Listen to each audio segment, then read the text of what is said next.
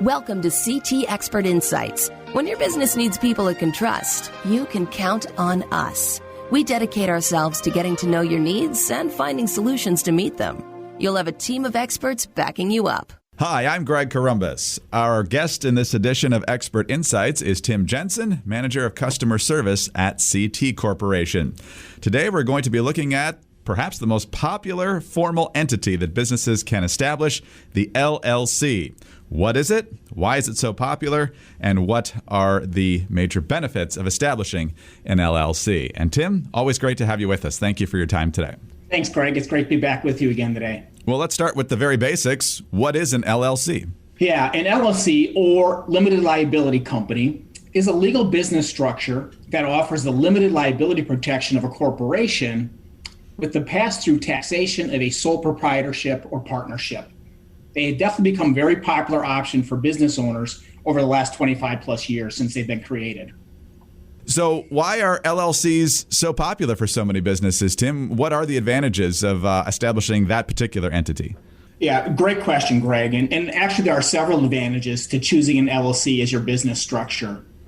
And the first is the limited liability protection, which is really one of the biggest benefits to creating a legal business entity. Essentially, owners are shielded from personal liability for acts of the LLC, meaning creditors cannot pursue the personal assets, such as a house, savings accounts, etc., of the owners to pay off any business debts. Whereas with sole proprietors and general partners, the personal assets can be pursued against the business's debts.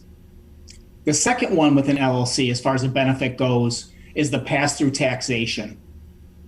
LLCs typically do not pay taxes at the business entity level.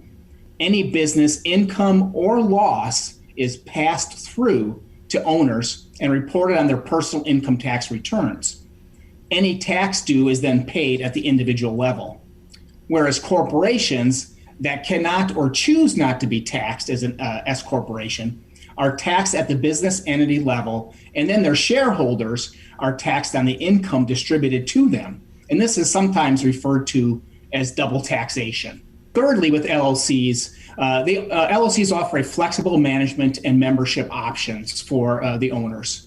Members can manage the LLC themselves or elect a management group to do so on their behalf. Also, the members can be individuals, partnerships, trusts, or even corporations. And there's no limit on the number of members that can be part of an LLC. Whereas an S corporation, which is essentially a corporation that has elected to be taxed as a pass-through entity under the subchapter S of the IRS code, are much more restricted in who can be a shareholder. And there's actually a maximum limit of 100. And corporations, on the other hand, are also managed by a board of directors and not by shareholders. So the LLC does offer a lot more flexibility in the management options than some of the other entity types go. And then lastly, there are the heightened credibility, that comes with having an LLC and being an official entity.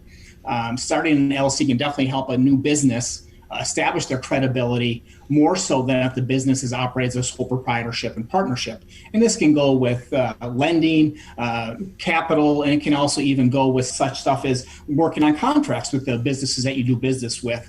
They're more likely to want to do business with you if you are a actual structured entity like an LLC.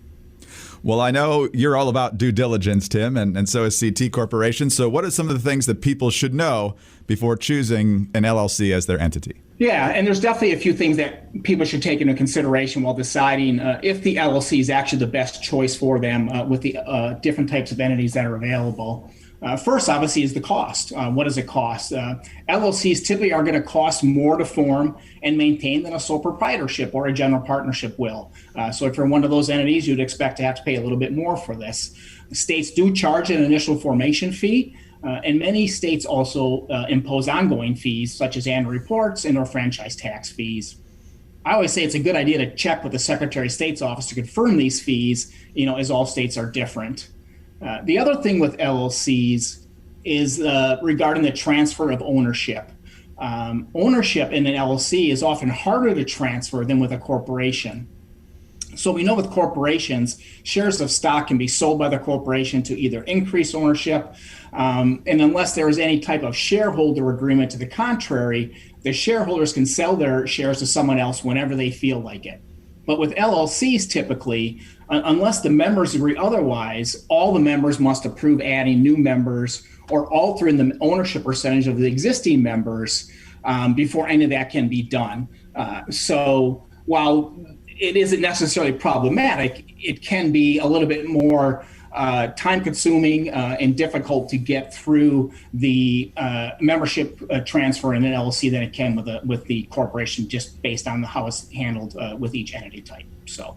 Excellent information, Tim. So you've done your due diligence, you've looked at your various options, you've decided LLC is the right entity for your business.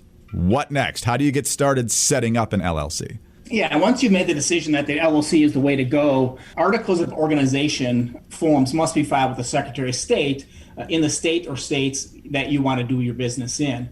And then any initial fees must be paid at that point in time. Also, when you form an LLC or register an existing LLC to transact business in another state, which is called a foreign state, you are also required to have a registered agent in the state of formation or qualification. That term registered agent sometimes is new to people, and they don't quite necessarily know what that is. Essentially, a registered agent, also known as an agent for service of process, receives important legal and tax documents on behalf of the LLC. These can include documents such as notices and communications mailed by the Secretary of State, such as annual reports or statements, tax documents sent by the state's Department of Taxation. A registered agent also must be available to receive service of process, and this is sometimes called notice of litigation, which are documents, typically a summons or a complaint, that provide notice that a lawsuit has been filed against the LLC.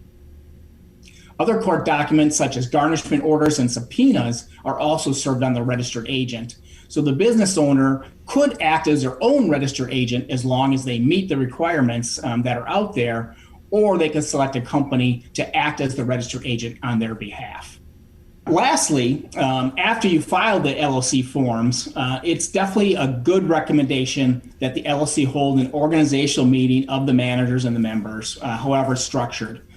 This meeting helps to start off the LLC on the right foot by adopting an operating agreement, issue the membership certificates, and undertake any other preliminary matters, such as who's going to open up the bank account and things like that. It's important to do this at the beginning so there's a plan in place on how the business is going to be run, and this is especially important when there's disagreements amongst the members and the ownership of the LLC as far as how things should be run. The operating agreement is what has been laid out, and that's kind of the plan of the business going forward. So, Tim, can a business owner handle this on their own, or do they need an attorney to make sure they're doing everything the way they need to do it? Yeah, there's actually several ways to form an LLC. And certainly many states have made it really easy to do online with a couple of simple forms that you can kind of fill out and complete yourself.